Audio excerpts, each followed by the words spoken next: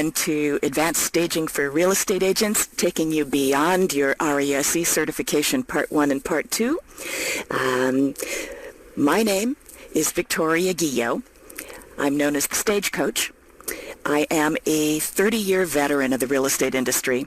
I held a real estate license in California for 21 years, and I opened Stagecoach Services, a home staging company, in 2008. I'm also an author on the subject, and I have helped a huge number of clients and real estate agents boost their profits and make their lives a lot easier. And today I'm actually really excited to share a bunch of tips with you that I think will take your use of staging as a tool to the next level in your businesses. I actually believe that there is a hidden genius in the RESE certification course, and you may or may not have seen it yet, but I'm hoping that by the end of this webinar you'll see how the way staging fits into your entire big picture. If you see clearly how it fits in, then you'll recognize the genius in the approach that they've recommended to you in your RESE courses. Because once it clicks and you really get how it fits into the big picture, there is no turning back. I have talked to agents, it's transformed their businesses, and top producing agents have been able to take it to the next level. And I really hope sincerely that something clicks for you today in what we talk about that will help that happen for you. So let's jump in and let's recap first what you learned, because I don't know how long it's been since you all took Part 1 and Part 2. So let's briefly recap the key points of what you learned in the RESE certification. You learned about the impact staging can have on sales price. Your course showed 6 to 13%. I've even seen a statistic a couple of years ago from HUD that at that point showed 17% increase in price. You learned how much it can reduce marketing time. Days on market can be reduced by up to 40% with staging on average. You learned how much of the improvements can be made for absolutely no investment at all, free, or for very little investment. And I'm going to show you some additional tips, most of which are also no cost today. You learned which improvements yield the greatest return, so you can counsel your sellers on where to put their time and their effort and their money. So you learned that lightening and brightening, cleaning and decluttering, landscaping, furnishings, plumbing, electrical, kitchens, and baths are the priority areas for the preparation of a property.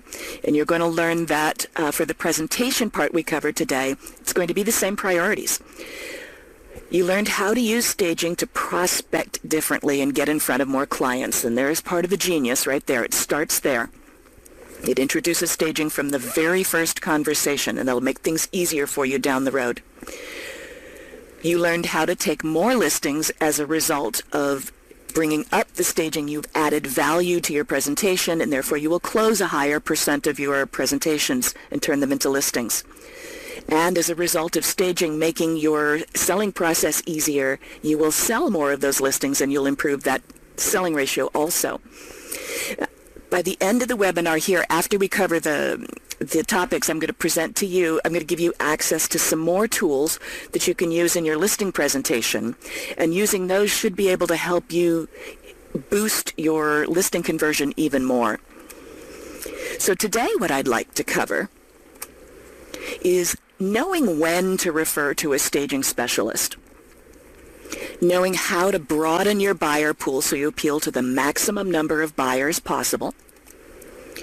We're going to talk about some tips that will eliminate excuses for potential buyers to either put in an offer on a different house or lowball an offer to you.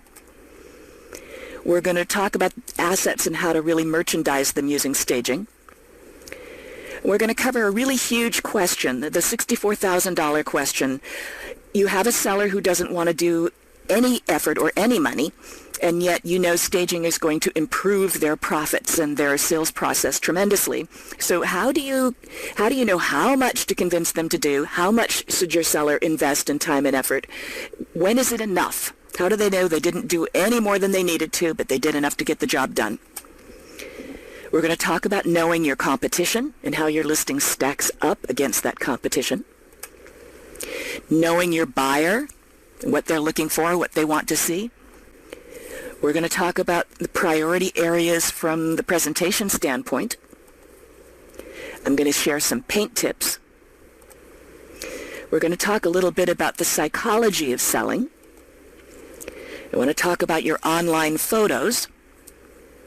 And I'm going to give some basic furniture recommendations, but I want to stop at this point and caution, this is not a course on how to become a stager or how to stage the property yourself. Just like Part 1 and Part 2, this is geared to real estate agents. So my recommendations will be based on learning to recognize arrangements that might be working against your sale. If you recognize those situations, they should raise a little flag where you should say, all right, if I don't know how to rearrange the furniture, it's certainly not an issue. I don't need to know how to arrange it. I need to know this is where I should call in someone and say, how do I improve it? This is a potential impediment to sale. And then if you've accomplished everything beautifully and that you learned in Part 1 and Part 2, you may find yourself looking at a home that has cleaned and decluttered the life right out of it, and now it looks blah. So now what? I want to talk about how to work as a team with your stager so that you focus on your strengths, and we'll discuss some of the benefits of actually working with another person and the timing to do so. And then I want to wrap up with how not to sell a house, because after we've talked about all of the do's, it's interesting when you look at the don'ts. I think the do's are more logical when you see them from the opposite perspective. I think you can learn just as much from how not to do it. So let's jump in, starting with how to broaden the buyer pool. If we go back to the basic premise of staging, staging is actually a two-part process. The first part is preparing the property for sale very well. And Part 1 and Part 2 that you've covered now in your RESE certification covers that extremely well. That's the best course I've ever seen on how to prepare a property well for sale. Today, we're going to cover the second part of staging, and that's the presentation phase. Your goal in the presentation, well, in the entire staging process, is to make the house appeal to the broadest possible pool of target buyers so that you create demand. And you do that, today we're going to talk about how to eliminate those excuses that might exist not to buy or to make the low offer. You do that by eliminating or downplaying as many of the negatives and the turnoffs as you possibly can, and working to emphasize the assets. You want the buyers looking at the assets, not the deficiencies. And you're going to do that by creating as much of a sense of harmony and tranquility, luxury as possible. There's that emotional hot button that sells houses. Because probably every one of you on this call has worked with a buyer that came to you with a checklist. And that checklist was made rationally with the list of, I want this many bedrooms, and I want this many baths, I want this many square feet, and I'm looking for this in the kitchen, etc., etc. And somehow they fall in love with a house that does not meet all of the items on their checklist, but something spoke to them and said, this is it, this is my home. That's the elusive emotional button we're trying to hit when we stage. And that's the secret weapon of staging, is hitting the emotional hot button. Priorities in the presentation phase are pretty similar to the priorities in the preparation phase, luckily. First off is curb appeal. If they don't like what they see from the curb, they're not going to get out of the car, and if they don't go inside the house, then it's going to be pretty tough to sell it to them. Luckily, we also learned in Part 1 that landscaping is one of the best returns, is the best return on investment. So prioritize putting out plants and greenery and cleaning up outside, power washing, trim, and paint, so that there's something to draw them in and look attractive from the outside. Your next biggest priority is going to be the first view from the entry. Most studies show you've got somewhere between 5 and 15 seconds to get that first impression formed on a buyer. You spend a lot of that time standing on the landing, fumbling with the lockbox, letting them in, and they're looking around, checking it. And then you open the door, and they have that first view, scanning the property. And pretty much by then, their impression is already formed. So whatever you see when you open the door is a high priority. even if it's like most homes, and those are rooms they don't really use very often. If, like most medium-priced homes, you walk in and you see a formal living room on one side and a formal dining room on the other, and nobody's ever been in those rooms since 2 years ago on a big holiday they hosted, it's going to feel like that. You want them to feel inviting. You want the mood that your target mood that you're trying to convey needs to be shown right from the entry. So those become a priority space. Next, you've got the kitchen. Kitchens sell houses, so that's a big priority. Master bedrooms, and then your bathrooms. And lastly, don't overlook the fact that your last impression has the ability to undo a good first impression if there's something wrong with what they see on the way out the door. So check for fingerprint smudges around the doorknobs, check for dog smudges, from their little nose on the bottom of the storm doors. Make sure they have a good, clean, final view when exiting that doesn't undo all the hard work in the rest of the house. So let's start with turnoffs. Let's identify them, and then we'll move on to how to minimize them. The common turnoffs that I see on a very regular basis are drab, colorless, charmless exteriors, dingy window treatments, or maybe they're just too elaborate swags or overly taste-specific. Dated carpets are a turnoff, or walking through and finding blue carpet in one bedroom and pink in the little girl's room and green in the hallway. Dated kitchens and baths are certainly turnoffs for buyers. Seeing florals everywhere or very taste-specific patterns can turn off buyers. And I'm going to interject here that doesn't necessarily mean on wallpaper. It could mean on their sofa. Even though they're not selling the furniture, a buyer is going to get an overall impression. The furnishings in the home will contribute to that impression.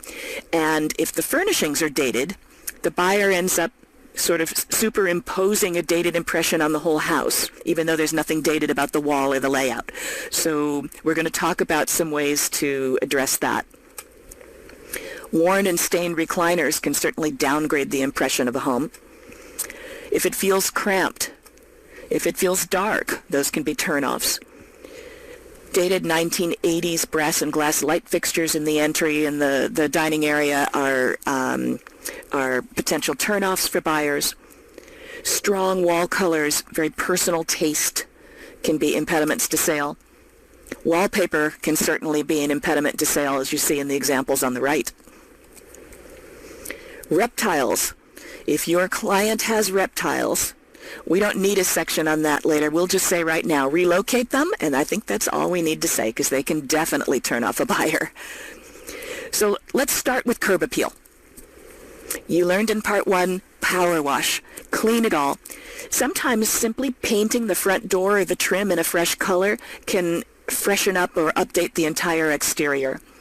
And then, again, landscaping, life and color with blooming plants.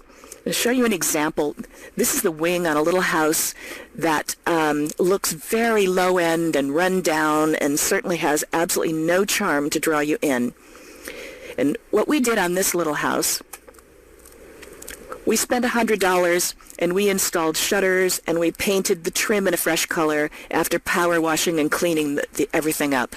And that already started to make it look a little bit more expensive and less kind of run down and slummy. And then what I don't have pictures of is the landscaping, but picture a window box with little flowers and some plants where the lawn meets the house and the walkway. And we added enough charm that it made all the difference, and it was snatched up the day the work was finished.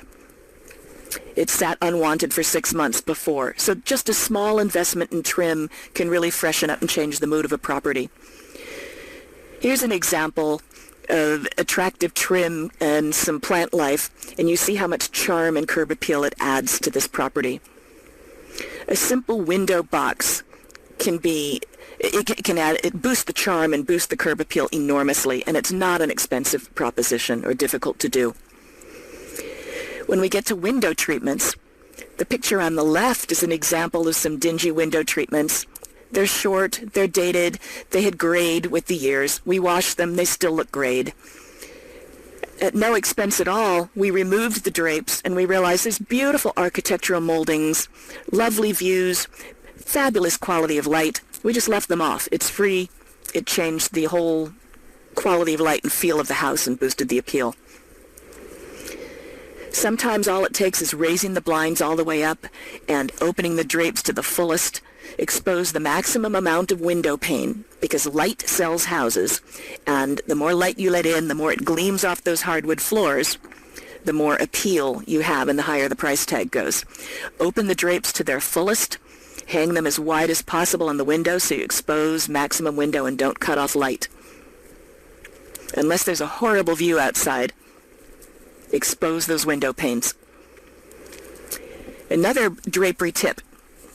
To the floor, simple straight panels that go all the way to the floor are your safest bet on draperies. A lot of people like to get fancy and swag them and tie them back, but what has the broadest appeal to the buyers and the most updated feel right now is a simple straight panel. So I release those tiebacks and let them hang smooth and straight. I remove swags and valances, and I try to unify the window treatments. So if you look here on the before photo on the left, there were you see in the after picture on the right, there are 3 windows. The sliding glass door got cut off in the before photo, but you see you have Venetian blinds on the window on the left. You've got swags on the middle window. And the sliders had those vertical vinyl blinds that open sideways. So all 3 were treated differently, and it looked a bit chaotic. We unified those with simple straight panel drapes, and the luxury quotient went way up. It just felt like one beautiful large window as an asset to highlight to buyers, as opposed to 3 chaotic punctures. So it made a big difference. Oops, wrong button. Light, as we mentioned, sells houses. So make sure that you have no burned out light bulbs. If you have a dark spot, put a light fixture. Increase the wattage in the bulbs to the maximum that will safely be handled by those fixtures, so that you keep the house as bright and light as possible. And keep the lights on for showings, even in the daytime. Since cramped is a turnoff, we want to make it feel as open as possible. And we have to remember that when a house is for sale, you need more room than you normally need when you're living in a property. So you need your clients to understand that where normally 3 feet walking around as an aisleway is plenty, when you're showing a house, 4 feet is better. Spare is better. So removing excess furniture is something that they can do for free. And maybe it gets stored in the garage, or maybe it gets stored in an off-site like a pod, in which case there might be a small expense associated with it. But removing furniture is key to creating a spacious feel. And you can see in the before and after here, just removing a desk and a chair and decluttering makes the room feel bigger and calmer. It definitely helps calm the feeling of a room. So eliminate the furnishings that aren't necessary. Eliminate the small cluttery ones or something that's blocking a doorway. Here's another example of removing a couple of large desks and opening up the feel of a bedroom. It feels more luxurious, more tranquil. We removed a bunch of excess furniture and clutter here in the master suite here, and that made the bedroom feel larger, calmer, and certainly more luxurious. Masters need to say luxury. They need to say peace. They need to say luxury. They don't need to say little girl, or they don't need to say cluttered. So we talked about florals and addressing furnishings and personal items that aren't attached to the house. Here's an example of a home that had lingered on the market before they called me, and all the feedback from buyers was, it's tired, it feels dated.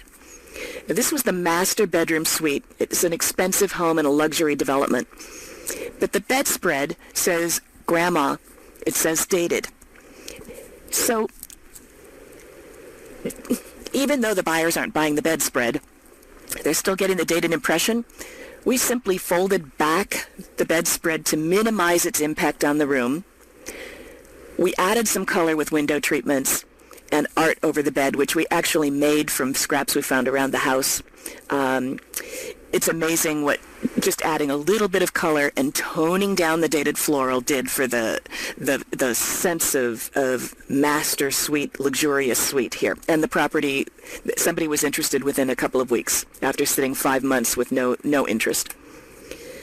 Here's another example of taste-specific, dated or worn fabrics contributing to a very tired, dull impression in a property. A little fabric and a lot of tucking and a couple of pillows, and that is, believe it or not, the same piece of furniture. Completely different impression for the property. Now it feels clean and fresh and updated. It doesn't have to be expensive.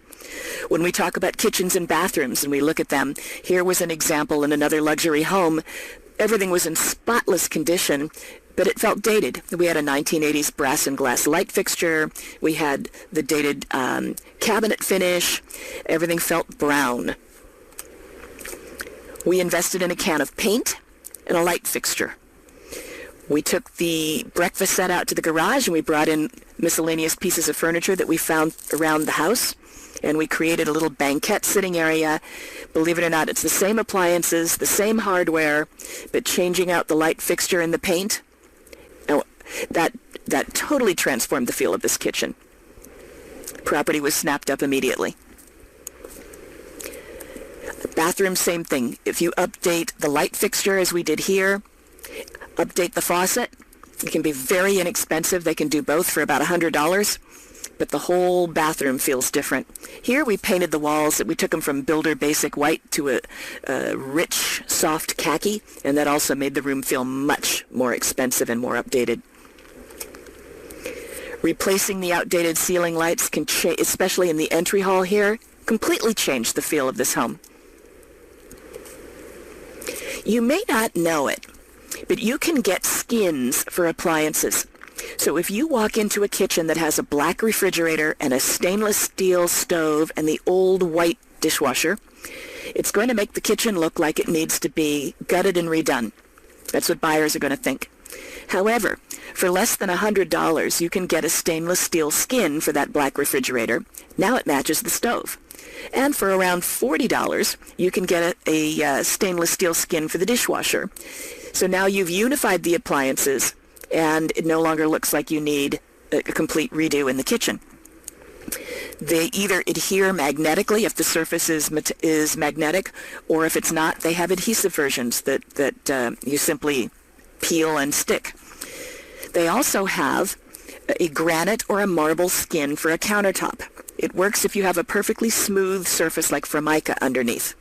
It won't work over tile because you'll see the grooves, but if it's a perfectly flat surface, and let's say you've got orange Formica and a dated kitchen, it can be concealed. The cost of that island that you see in that size is going to be somewhere between $50 and $75. So it's possible to transform a kitchen for very little money, and it's a quick process. Spend a couple hours and kitchen's redone. No mess, no taking things out.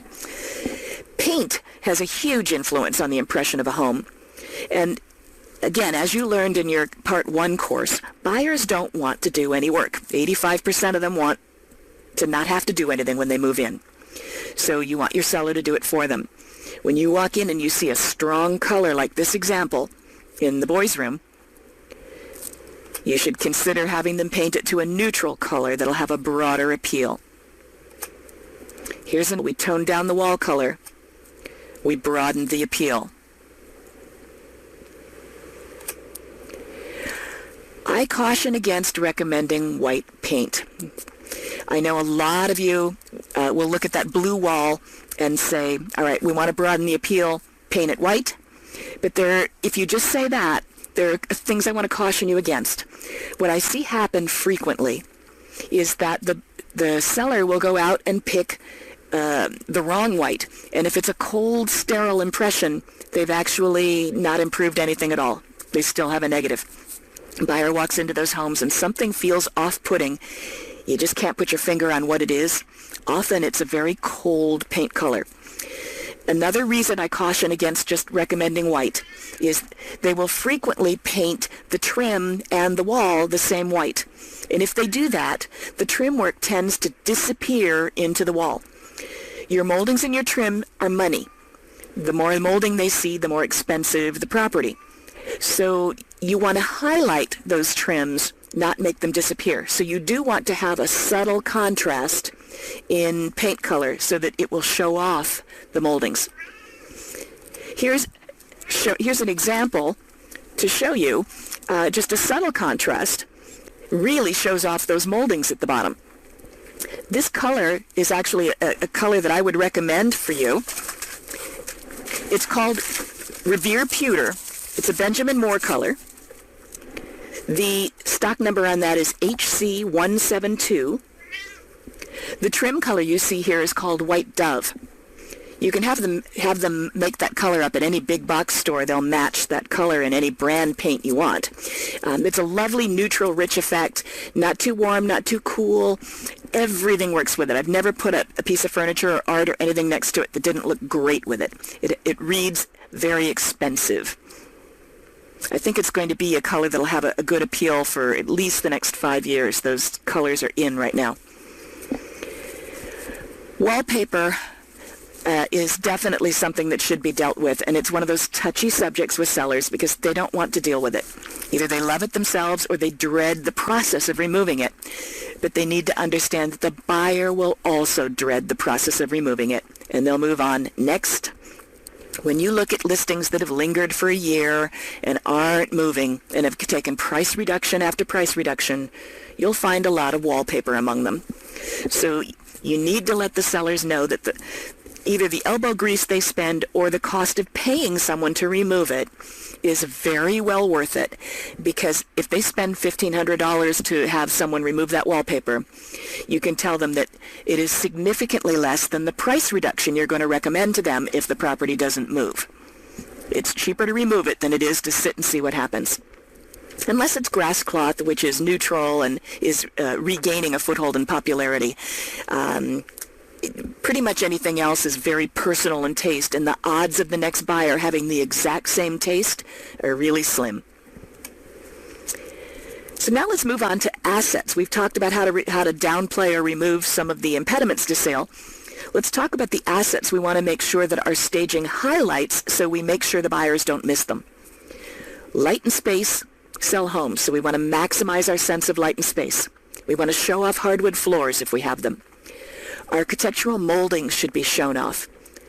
Bay windows, especially if they have beautiful views and private views. Outdoor living areas are becoming more and more important. Fireplaces, whether they're inside or outside. Spa showers are really gaining in importance, as are stainless steel appliances that have become sort of a requirement. We want to show them off. So let's talk about some ways we do that. If you have nice floors, remove unnecessary area rugs, especially in the entryway where your first impression is being formed. Most people will put down an area rug in the entry to protect their hardwood floors. But for showings, we want the buyers to really see the hardwood floors right off the bat. We want to put them in their face. So consider if it's not necessary to making a room feel cozy or pulling a furniture grouping together. In most cases, you can remove the area rugs and show off the floors and let more light gleam off of them. Use paint, as we discussed already, to highlight moldings.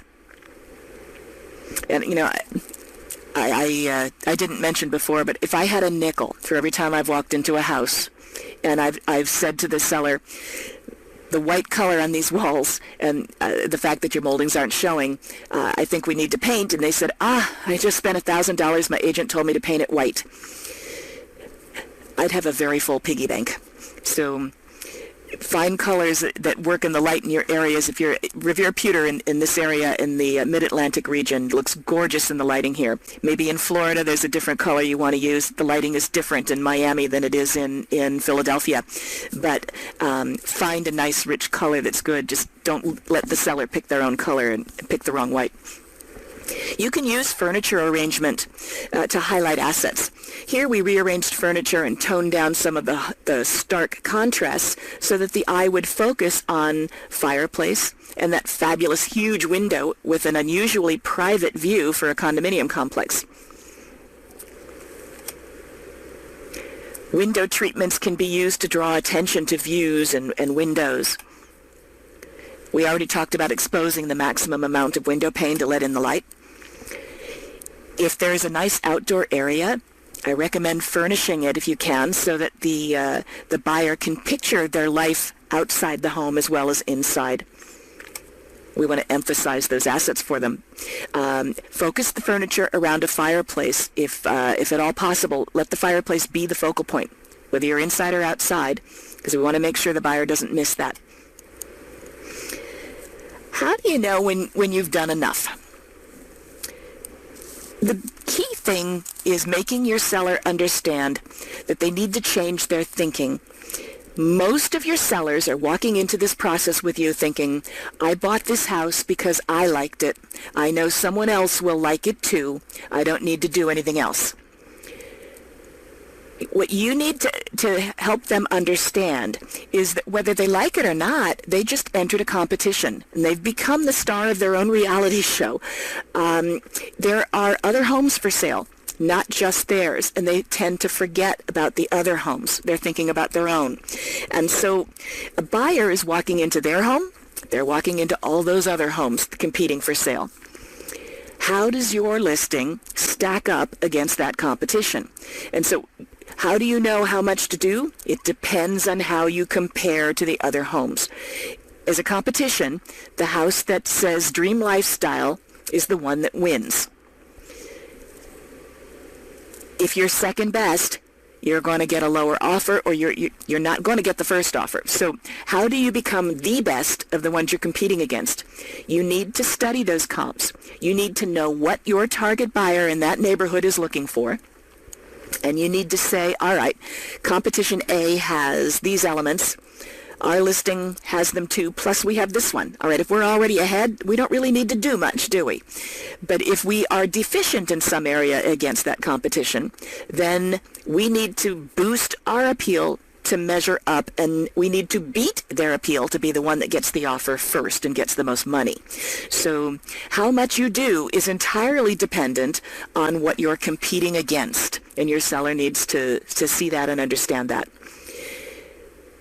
The one that appeals the most to the target buyer wins. The one that paints the picture of the dream lifestyle the best, that gets your buyer the closest to their dream, wins. It's the seller's responsibility how their property shows, and hopefully you can get them to understand that they're in a competition, and this also helps you get them to understand and cooperate with you in pricing appropriately as well. Some little psychological tips for selling. You're not selling the brick and mortar, you're selling the dream lifestyle. So what are we trying to convey with dream lifestyle? Lovely, carefree, entertaining, easy to maintain, plenty of room to store all the stuff that they've accumulated through the years. Most buyers are going through trying to move up because they've run out of room for all their stuff in their current place. So when they go through the next home, they want to see there's plenty of storage space. They're either moving up in terms of luxury or space or lifestyle, or maybe they're downsizing, but that's to improve their lifestyle as well, so it'll be easier to take care of. So we want the staging to convey these things to a potential buyer. Some subliminal ways we can do that. I recommend that the seller go through their cabinets and their cupboards, and they reduce the contents so that it's no more than 75% full. Anything they can live without during the short time the property is listed should be packed up and removed, so when a buyer opens up the cabinets, they say, oh yes, it looks like there's room left over, plenty of room for stuff. Closets, same thing, 75% full, nice and clean and organized. Contributes to a sense of calm when they open up doors, in addition to saying there's room for things. This may sound ridiculous, but just going through your pantry and turning all the cans and boxes in a nice orderly face forward, standing up straight, not all spilling over and falling out, contributes to that sense that the home is easy to maintain, the lifestyle is good. Dream lifestyle for me certainly does not have a vision of me vacuuming or scrubbing floors or cleaning toilets. So that'll shatter my dream really quickly. So I recommend that for showings, cleaning products get boxed up and tucked away somewhere where they're not visible. You want the house to just feel like it cleans itself. It's not an issue. It won't shatter the dream while they're going through and picturing entertaining in this home. Likewise, I like to hide the garbage cans. And in so many homes these days, you find a tall stainless steel trash can with a foot pedal and a dome lid sitting at the end of the island. I recommend that get hidden also for showings. I suggest that the sellers go to a big box store and spend $5 or $6 on a nice big fluffy spa towel and use it just for show in the bathrooms. Use your own towels, pack them up for showing, and bring out the fluffy spa towel. And the reason I say just for show, once you use it, you have to wash it. And once you wash it, it becomes flat. It just isn't as fluffy and luxurious looking. Save it, and then when they move to their new home, they've got a nice new set of pretty fluffy spa towels to use in their new home. I also suggest personal hygiene products get packed up and hidden for showings. You don't want to open the bathtub and see product lined up all over the place. So let's move on to listing photos, because these are one of the most critical pieces of your marketing arsenal, and a lot of agents underutilize their online photos. 90% of buyers now go online first before they ever get in the car and look at properties. That is incredibly important to recognize. What that means is your online photos have just become one of the most critical components of your marketing scheme. This is where real estate, the game has changed in the last 10, 20 years. Now everybody's online. You need to make the cut with your photos, or your listing's going to get cut out of the short list, and nobody will ever walk in and see it.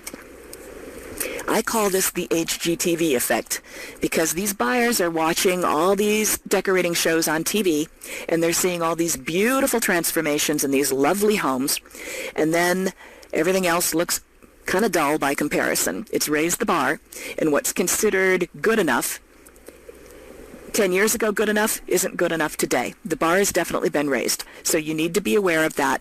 That's where staging really can help. Make sure that your seller has done all their styling and they are ready for their close-up when you show up with your photographer or your camera. Here's an example of a seller who didn't quite get ready. I spent a couple of minutes and I looked for some examples online, and it didn't take long for me to find some don'ts for online photos. And all of these were kindly shared with approval by the agents and sellers. This seller did a good job of cleaning and decluttering, but you can see they've either removed some paintings that were going to be substituted or they haven't hung them yet. That should have been done prior to taking the photos. Drapes should be open and all the lights on to make it look as bright as possible. And a little tip, I've found quite a few of these, and I've been guilty of it myself, so most of us have done this, but just make sure that you do a last-minute stylist check before you shoot the picture. Check to make sure that the coat you put over the sofa isn't visible in the corner of the frame. Is your briefcase or your camera case sitting on the floor or on the dining table? Also, you'd be surprised, I went through and I was not given permission to share this photo. You'll understand why. There were pots and pans all over the counter and the stove in the kitchen. Their cabinet doors were open. Everything had been emptied. They were clearly in the middle of trying to organize. The picture was posted online as a listing photo in that condition. I would suggest that would be a don't for online photos. I would suggest those things be done prior. Make your photos are doing the selling for you. Here's an example of a seller who had his vacuum cleaner out in the middle of the bedroom. Do a little styling before you take the photos, and make sure what you post online in your active listing photos are selling well for you. Make sure you're photographing the assets. You got to make that online cut. Post favorable shots, because you've got to get the buyer in the door or they're not going to buy. The key thing to remember here, the big tip, you know that you get the biggest amount of interest in a property in the first couple of weeks after you make that listing active, right? So that says you don't want to miss that wave. So you want your best photos the moment you post that listing. The longer you wait to post better photos, the more of that wave of interest you lose. So if you post shots like this and then you go back a week later with better shots, you've missed half of your wave of interest in that property. So if you can get the seller to cooperate with you and understand that, and the work is done, on your listing date you can post beautiful photos, then there's half your battle right there. Don't miss the big wave of interest.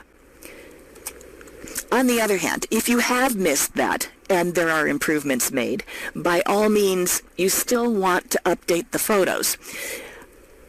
For example, in April, I was targeting some open houses here to introduce myself to some new real estate agents, and I picked those open homes that desperately needed staging assistance.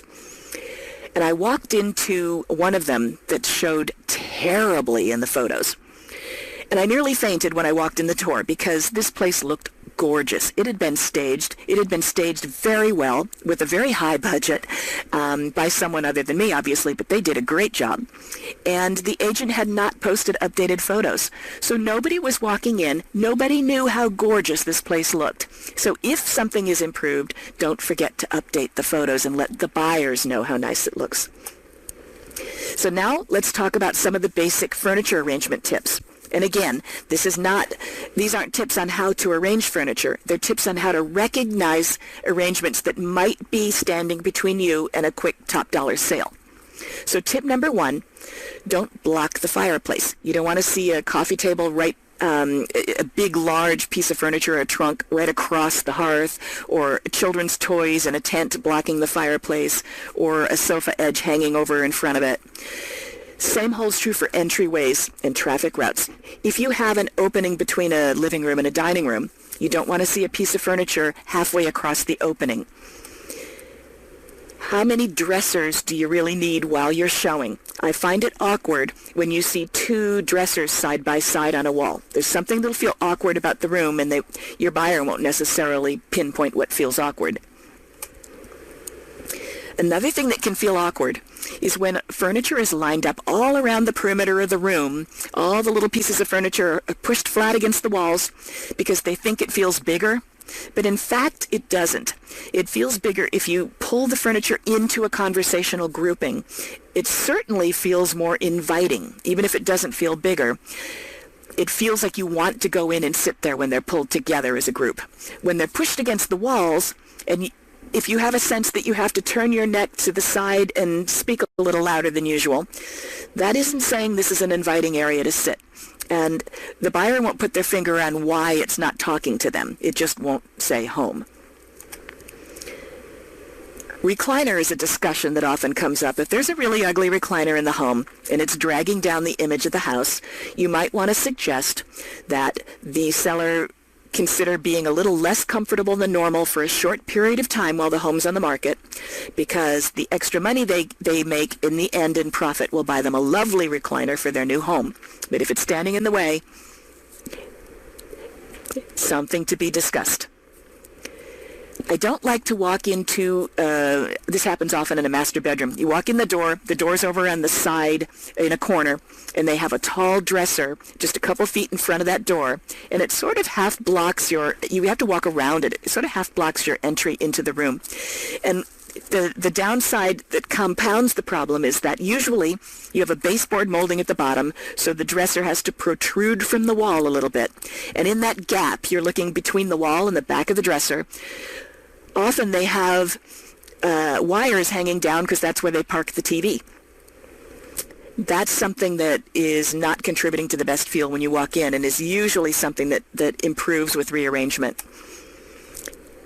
You want to conceal as many cables and wires in the house as you can, speaking of those wires dangling down the back of the high dresser. You can tape furniture to table legs. You can hide them in little tubes that wrap around wires that can then be adhered to the top of a baseboard molding so they don't show. You can place a decorative accessory in front of a plug if it's sticking out next to a table. Try to conceal it because it feels chaotic when you see the wires, and it feels calm and luxurious when you don't. Lose the small, cluttery furniture and accessories. If you're saying you need to remove furniture, it may be counterintuitive for many, but a place will feel bigger with one large piece than it will with a bunch of small, cluttery pieces. It will show better. A tip, often the focal point in a bedroom is best if it's the head of a bed. So frequently, if architecture allows, it works out very well to place the bed on the wall that you see straight across from you when you stand in the doorway. This is an example on the right. We rearranged the bedroom that you see on the right, and instead of looking at two awkward wood pieces side by side, we looked at the headboard. This is the view from the doorway in both shots. And it just felt a lot richer. I also suggest, because you need more room than usual, because you'll have more people walking through a house than usual living, I recommend reducing the number of chairs at the dining room table and taking out the extra leaves. And in most rooms, unless they're abnormally large, I set it up 4 chairs and the table at its minimum size. That allows more room for all the people walking through and showings, make it feel nice and big. Consider removing the china cabinet for more space also, for the same reason. The key here is not knowing how to arrange the furniture, but it's saying, if I see these things we've talked about, I should have a little flag go up that says, can this room be improved? Will it improve my chances of selling this client's property? Can I get them more money or sell faster by addressing these issues? Let's talk to a pro. Let's buy a couple minutes of their time, and let's see how we can improve the situation. If you followed all the advice in your other RESE certification classes, you will find that once you've cleaned all that up, you tend to have a sort of lifeless feel. Like this beautifully photographed example. It's clean, it's decluttered, it's painted white, but it certainly doesn't say buy me more than the house next door.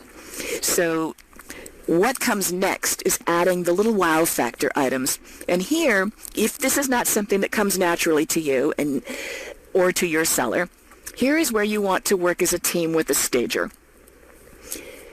And I want to suggest that if you think that you're going to need a stager on a property, bring them in as early in the process as you possibly can. It will pay off later. Take the paint example we talked about. The stager could have had a better paint suggestion than the examples I give where the agents have said paint it white. If they brought a stager in sooner, they could have boosted their chances of getting maximum price on that property.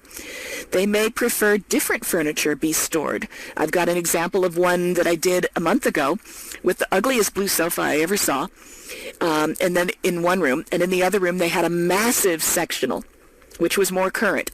But it was huge. They were moving out, and they were willing to leave a few pieces of furniture behind. The agent was smart enough to bring me in to place dibs on which furniture I wanted left behind and which furniture would get, that would be moved to their house later. They thought I was going to say keep the modern sectional, but it was too big for the space and it was blocking a window. I asked them to keep the ugly blue sofa, and I put a slipcover on it and pillows. Place sold in 48 hours, $10,000 over asking. It never would have sold with that big sofa blocking the pathway, blocking the windows, making it feel small. So bring them in early. They might have different suggestions than you'd think. Having a second person working as a team with the stager allows you also to play good cop, bad cop. You want to protect your relationship. If there's a difficult wallpaper discussion or items that you want them to remove and you're feeling resistance, work the good cop, bad cop relationship with the stager. Also, human psychology. It's reinforcement of what you've already told a client. Two key things happen here. When the stager comes in and says the same thing you told them, one, it makes them see, well, my agent really knew what they were talking about after all. Maybe I should listen. Two, it's sort of like with your kids. You can tell them something, and it goes in one ear and out the other. Yeah. Someone else that they respect tells them, and it's suddenly genius, and they'll do it. So that's human psychology. Go with it. There are advantages for just working as a team with a second party. Best use of your time and skills is not figuring out how to rearrange the living room furniture and rolling up your sleeves, getting dirty, doing that. Your best use of the time is getting another listing, finding somebody to buy this listing, marketing it. Stagers are also trained. They already have the resources. They've probably already dealt with this situation many times. It's quicker and simpler for them to deal with it than it is for you to recreate the wheel. You'll also get maximum impact from the staging if you have a pro there. It's sort of like a health coach working with someone to get them to do just that. It squeezes a little more effort and a little more results from people. Having the stager work side by side will just draw a little extra results for you. So I'd like to the last segment here I'd like to go into is how not to do it. I decided to pull just a few minutes research time and pull active listings. At the time I did this, they were active, and take some examples that I thought were examples of properties that if I were the agent, I would have handled quite differently. And so it took me a matter of 5 or 10 minutes to find a bunch of examples. These are all, at the time they were taken, that I did this slide, they were all active listings, and they are all reproduced with permission. I want you to take a look at these and think what you would have advised the seller. See how many of the little flags that you recognize that you would have addressed. Think about how much equity these people could have saved with a small investment in staging. Do these pictures sell dream lifestyle? Let's take a look at the first one. There is a kitchen in there. These photos are from a listing that had been, it had already expired once, and at the time I pulled it, it was about to expire for a second time. The sellers really needed to sell. They were priced above the top of any of the other comps, so they really needed to show favorably. There are 7 photos of that top room from every possible angle. So let's start with that one. What are some of the suggestions that we've discussed already that you see here that we could do?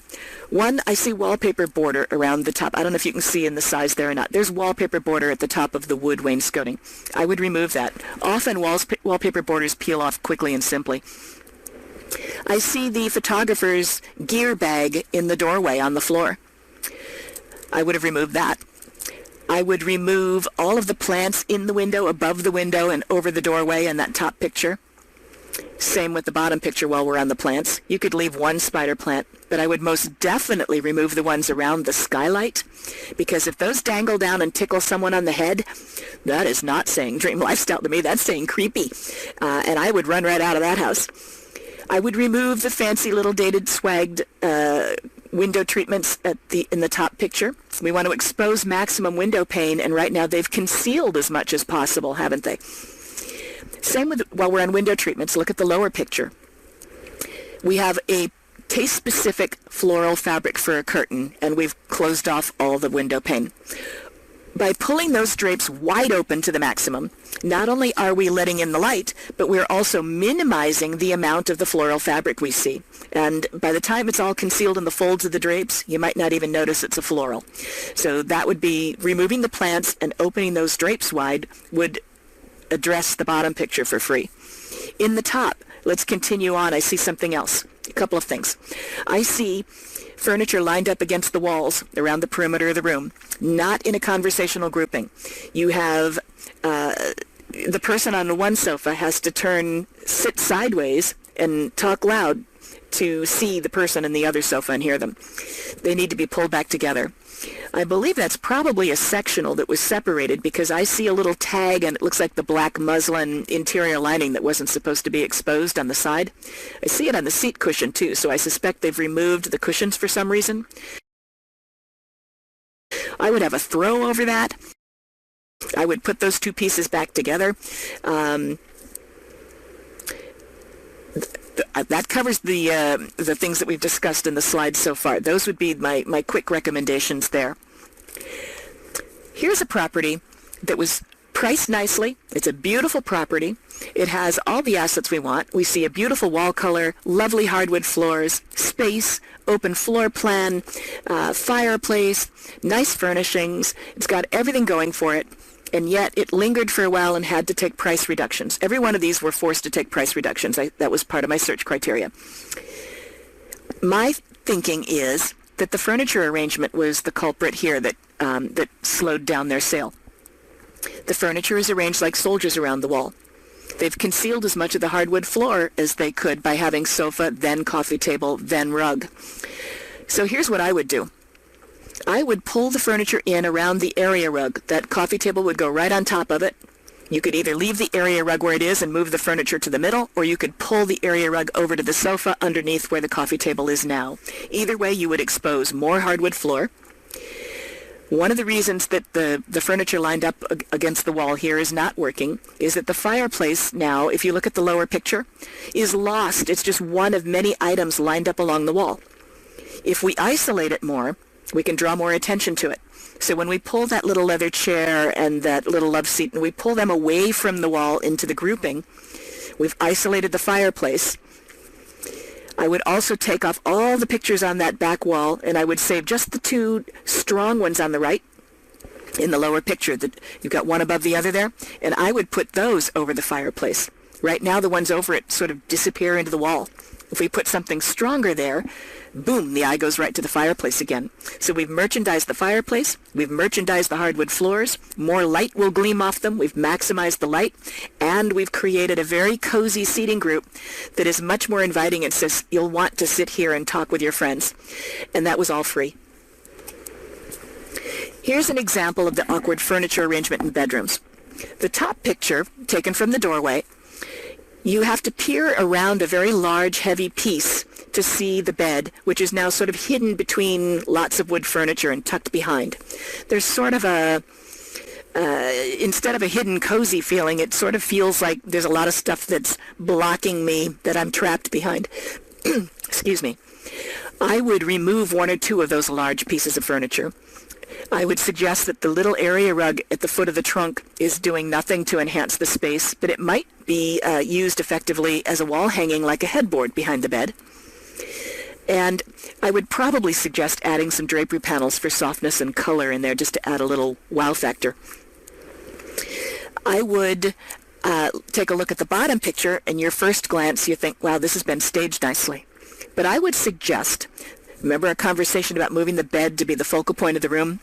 I would take the bed and I would flip it. I would move it where the dresser and mirror is. I would move, and then I would put the dresser and mirror where the headboard is now. I'd center the bed on that wall, and I would take the tall dresser, the TV, and I would move it to the third wall to the right of the window. It would balance the room better so it wouldn't feel, right now it feels like somebody's lifting up the left side and it's all sliding down to the right. That would balance the weight of the room better. It's beautifully furnished. Here's an example of blocking a passageway. You've got a sofa right across an asset. The asset is open flow floor plan between the family room and the kitchen. There were other pictures that I looked at, and in those pictures I saw that there was a place you could have moved that sofa to the opposite wall and opened up that passageway. Also, you're blocking the eye from going straight to the fireplace. What you want to merchandise first in this room, hardwood floors, fireplace, and that window wall. You want the buyers to see it. I see sofa across the doorway and brightly colored children's toys before I see fireplace here. Children's toys should be removed for the showings. Rearranging the furniture would put more emphasis on the fireplace and open up the passageway. Here's an example of very personal taste standing in the way of a sale. This condo has been listed for over a year now. It's not selling. They're getting very few showings. And the comments from everyone that has seen it is, I don't want to deal with painting every room in the house. If your sellers cannot bring themselves to live with a lighter color during the showing, then they have to understand that it's going to linger for a while and they'll have to take price reductions. This seller obviously loves color. They could paint the walls a neutral, broad appeal color and put color back in the room so they don't feel like they're living in a blank world by putting colorful art on the walls. The buyer can see around the art. They don't have to do work on that, but 85% of the buyers are not willing to paint. And the ones that are, they're looking for, I want a discount, I want a bargain for my fixer-upper sweat equity. So, next example. This room at first glance looks like it's been staged also. Nice furnishings, everything's pared down, streamlined, and decluttered. However, you can see from the top photo that this room is what you see right off the formal entry. The bottom photo is your view from the entry. And I see a blocked window, and I see a blocked entryway between the living room and the dining room. So I would rearrange those, and I think that's the reason this listing lingered longer than it should have.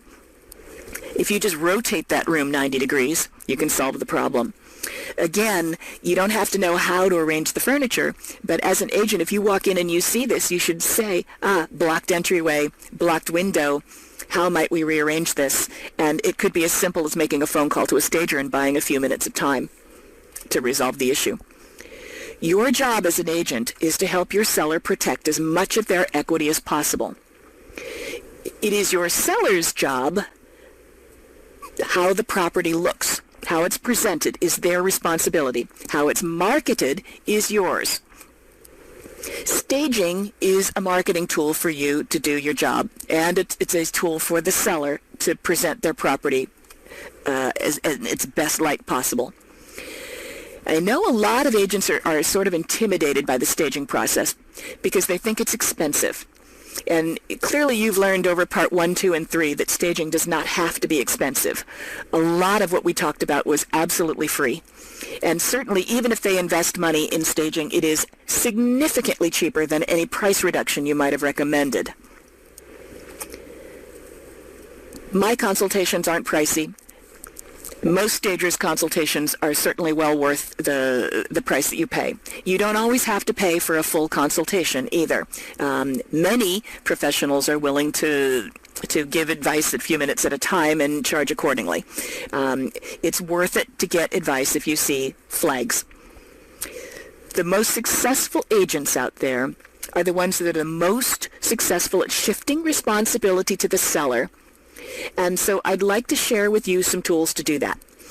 One of the things that I hear from agents when I speak with them is that they, especially when they first start learning about staging, they understand it, they get it, they buy into it, they want to do it, and where they fall down is learning how to communicate that to the seller to get them to get it, understand it, and want to do it. Getting the seller buy-in. So I've created some tools that I've been using since 2009. An associate works, they like to provide a lot of things that would be helpful to you in that way, and they've asked me to make them available to you. One of the things I can offer before I get into the tool is if you are interested, you can contact me for virtual consultations. And just as we have done with the photos we just looked at, we can look at a photo and we can give a lot of suggestions just based on a photo. I have a lot of agents that will send me pictures. They upload them to a site that I have in a link, or they email them to me. We make a phone appointment, and we go through and we discuss all the things that can be done. And I just bill $50 minimum. I bill in 15-minute increments, and I have a wholesale rate for agents. I also have a listing kit tool that'll help you bring up the topic of staging and help you walk through the conversation with the seller. The genius to your RESE approach is that you have been discussing staging from the very beginning in your marketing approach. So now when you sit in the listing presentation, I have a packet of handouts that you can include in your portfolio as you sit and you flip through your presentation. You can show them some examples of what you're talking about. I have some photo examples. I have some statistic sheet. I'm looking at the time. I need to rush through here. Some statistic sheets on why it works, some tips for you, and an offer for discounts on pods if you don't have those through your brokerage. I also have some customizable gift certificates and some marketing suggestions in there. That sells for $19.95. In addition, I have written a book designed for real estate agents to give to their clients to help get their buy-in to cooperate with you.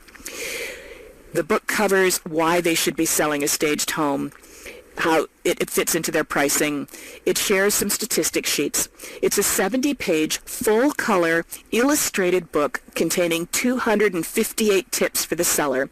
And it also discusses why they need to do it. What are the consequences? How do they make an informed decision about how much to do and what to do? It shows them examples. There's a checklist with staging tips that apply generically to all sellers. Tips for good showings, an open house checklist.